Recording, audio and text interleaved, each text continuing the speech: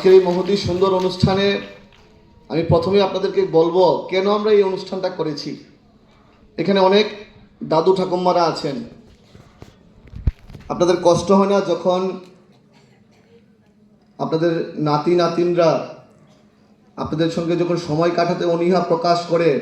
একটা সময় দেখতে আমরা ছোট থেকে বড় হয়েছি, দাদু ঠাকুমার সঙ্গে সময় কাটাতাম, এখন এটা আস্তে আস্তে হারিয়ে যাচ্ছে।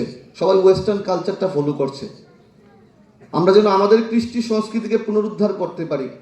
এখানে অনেক মা বাবারা আছেন, গার্জিয়ানরা আছেন, আপনাদের কষ্ট হয় না বাচ্চারা যখন সারাদিন মোবাইল নিয়ে ব্যস্ত থাকে, আমরা যখন কোয়ালিটি টাইম স্পেন্ড করতে পারি না, তখন আমাদের কষ্ট হয় না? আমরা কেন আজকে এই অনুষ্ঠান করেছি?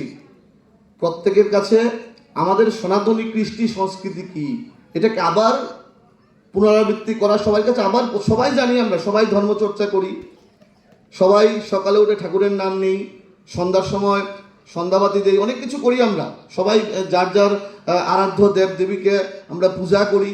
তার পাশাপাশি আমাদের হারিয়ে যাওয়া কৃষ্টি সংস্কৃতিকে পুনরুদ্ধার করার জন্য, উজ্জীবিত করার জন্য আমরা এই কার্যক্রম হাতে নিয়েছি। আমরা দেখি এখন এই মানে গুড মর্নিং গুড নাইটের জমানা চলে এসছে, এখন এই নমস্কারটা আস্তে আস্তে হারিয়ে যাচ্ছে। তো এই বিষয়গুলোকে আবার নতুন করে রিফর্ম করার জন্য আমরা কিন্তু এরকম অনুষ্ঠান করা অত্যন্ত প্রয়োজনীয়।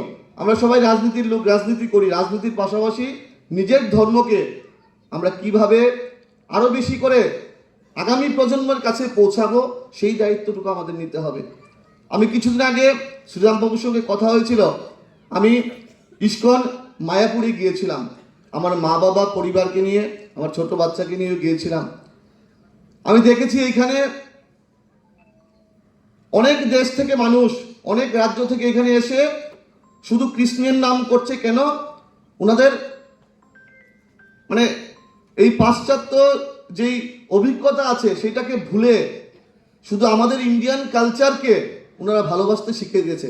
এখানে বৃন্দাবনে থাকে আমাদের একজন মাতাজি আছেন, উনি বিস্তারিত বলেছেন যে আমরা ভাগ্যবান, আমরা ভারতবর্ষে জন্মগ্রহণ করেছি, ওনার ভাগ্য খারাপ, উনি ইউক্রেনে জন্মগ্রহণ করেছেন। এইটাই তো আমাদের জন্য গর্ব, আমরা ভারতবর্ষের নাগরিক, আমরা ভারতবর্ষে আমাদের জন্মস্থান।